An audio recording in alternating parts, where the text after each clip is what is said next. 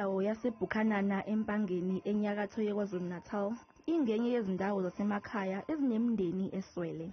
Ngenxa yalesi sizathu elinye lamalungu omphakathi likhethe ukuba liqoqe izingane zakule ndawo epaki ukuba zizozijabulisa njengoba sesiqalile isikhathi semaholidi.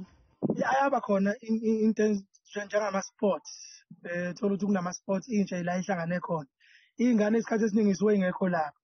So enye izathu leso ukuthi iy'ngane asiyinikeni la izokwazi ukuthi nazo idlale khona ngoba sifuna ukuthi kuzokutholakala namathalente.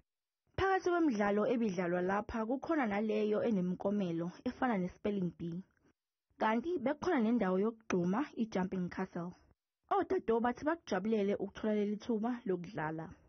Sidlala sathanda ama-jumping castle, sathola amathoyizi, mase sabhukuda, sadla, mase sadlalela amamedali. Abazali abawuvali umlomo ngendlela izingane ebezijabule ngayo. So inhle kakhulu siyayithanda, ngithakasela kakhulu iy'ngane zami kade zikhona la zizodlala nazo zijabule kakhulu. So isezingeni siyafisa ukuthi ibuye ngonyaka ozayo isinyuse kakhulu futhi ivolume. Abahleli balomcimbi bathi banesifiso sokuthola uxhaso ukuze bezokwazi ukusingatha lo mcimbi njalo ngasekupheleni konyaka.